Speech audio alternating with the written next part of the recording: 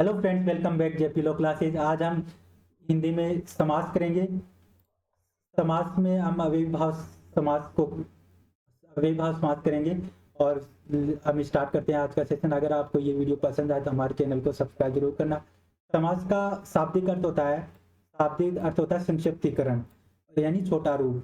विलोम होता है व्यास, इसका विलोम क्या होता है? व्यास। और इसका समास का शाब्दिक अर्थ होता है संक्षिप्तीकरण, छोटा रूप। विलोम होता है व्यास। समास में दो शब्दों से बना हुआ होता है। समास दो शब्दों से बना हुआ होता है। जैसे तो पहला शब्द है सम प्लस आस। समास दो शब्दों से बना होता है, सम प्लस आस। सम का अर्थ होता है निकट। सम का अर्थ क्या होता है? निकट। तथा आस का अर्थ होता है बैठना बैठना। अर्थात दो शब्दों को आसपास बिठाना ही समास कहलाता है। जैसे समास में दो शब्द होते हैं, सम प्लस आस। सम का अर्थ होता है निकट और तथा आस का अर्थ होता है बैठाना। अर्थात दो शब्दों को आसपास बिठाना ही समास, दो शब्दों को आसपास बिठाने समास कहलाता है। जैसे इसकी परिभाषा देख लेते हैं। समास की परिभाषा क्या है? समास किसे कहते हैं? समास दो या दो से अधिक शब्दों के मेल को समास कहते हैं। समास किसे कहते हैं? दो या दो से अधिक शब्दों के मेल को।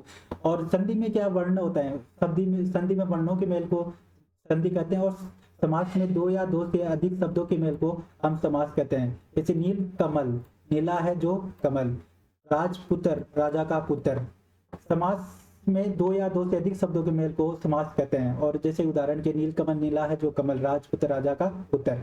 संधि संधि में वर्णों का मेल होता है और समास में शब्दों का मेल होता है। एक बात ध्यान रखना। नेक्स्ट देख लेते हैं समस्त पद। ये समस्त पद किसे कहते हैं? दो पदों के मध्य के संबंध पृथक शब्दों को हटाने पर जो संक्षिप्त रूप शेष रहता है उसे हम समस्त पद कहते हैं।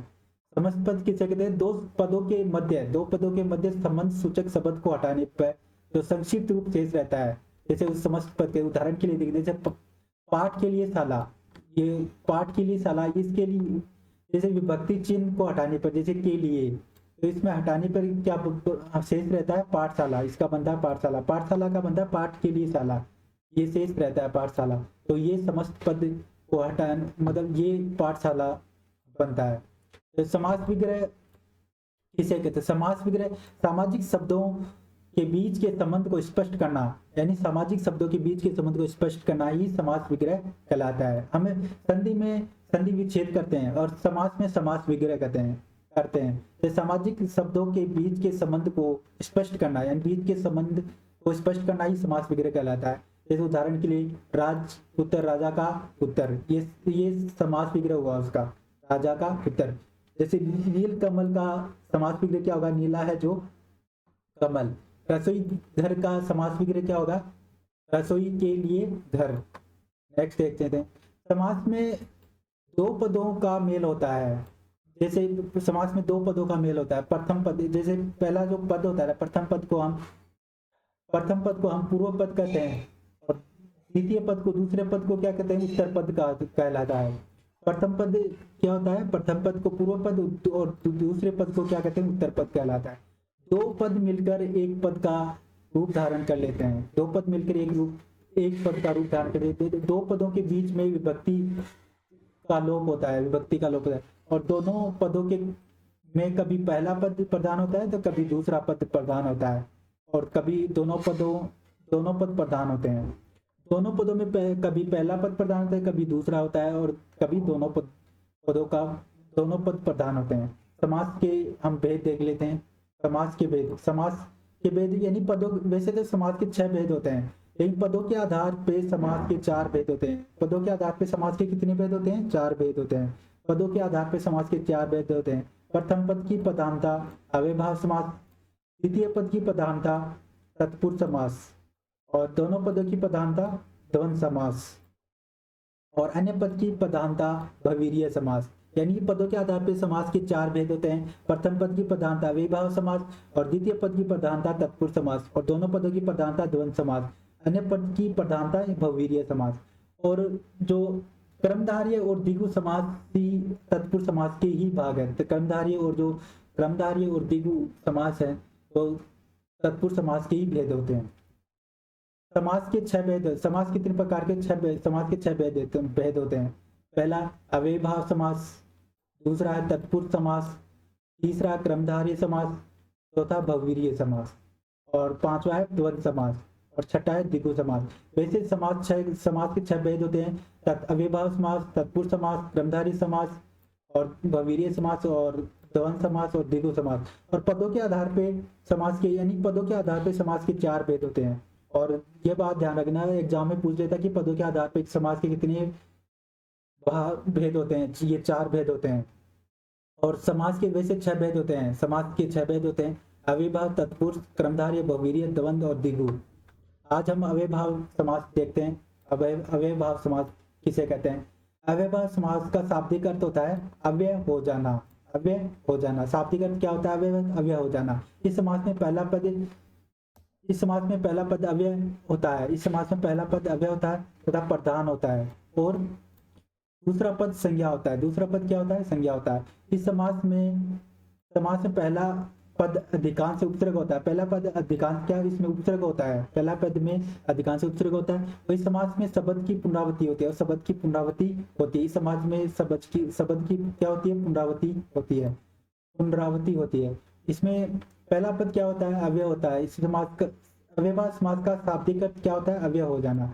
और इसमें इस समास पहला पद अव्यय होता है, प्रधान होता है, और दूसरा पद क्या होता है? संज्ञा होता है। और इस समास में पहला पद अधिकांश से उपसर्ग होता है, और इस समास में शब्द की पुनरावृत्ति होती है। तो इसमें 4 बातों को ध्यान रखते हैं। इस अव्ययभाव समास का शाब्दिक अर्थ होता है अव्यय हो जाना। इस समास में पहला पद अव्यय होता है तथा प्रधान होता है, और दूसरा पद क्या होता है? संज्ञा होता है। इस समास में पहला पद अधिकांश से उपसर्ग होता है। पहला पद अधिकांश क्या होता है? उपसर्ग होता है। इस समास में शब्द की पुनरावृत्ति होती है। और जैसे अव्ययभाव समास के उदाहरण देख लेते हैं। समस्त पद और विग्रह, इसका उदाहरण दे दिया। यथाशक्ति, यथाशक्ति का समास विग्रह क्या है? शक्ति के अनुसार। प्रतिदिन यानी प्रत्येक दिन, और यथा शीघ्र जितना शीघ्र हो। भरपेट यानी कि पेट भरकर। अनुरूप यानी रूप के योग्य। और दिन भर का समास विग्रह होता है सारे दिन। हाथों हाथ के समास विग्रह होगा हाथ ही हाथ में। और यथाक्रम का समास विग्रह होगा क्रम के अनुसार। और आमरण का समास विग्रह मरण तक। और आजन्म का समास विग्रह होगा जन्म पर्यंत। आयु पर्यंत का समास होगा आयु के अंत तक।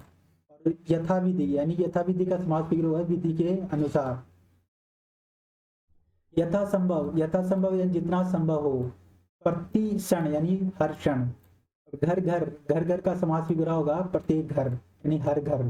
और हाथों हाथ का समास विग्रह होगा हाथ ही हाथ में। और जैसे रातों रात का समास विग्रह होगा रात ही रात में। और बीचों बीच के ठीक बीच में। आजीवन का समास विग्रह जीवन भर। और घड़ी का समास विग्रह हर घड़ी। प्रत्यक्ष का समास विग्रह होगा आंखों के सामने। और निर्विवाद का समास होगा बिना विवाद के। कानो कान का समास विग्रह होगा कान ही कान में। आमरण का समास होगा मृत्यु तक।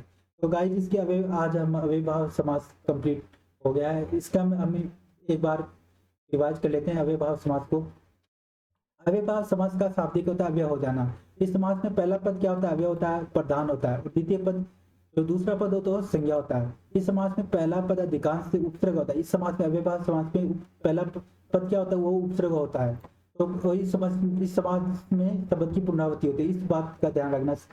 इस अव्ययभाव समास के अव्यय का अर्थ होता है अव्यय हो जाना। इस समास में पहला पद अव्यय होता है, प्रधान होता है, दूसरा पद संज्ञा होता है। इस समास में अधिकांश उपसर्ग आता है और शब्द की पुनरावृत्ति होती है।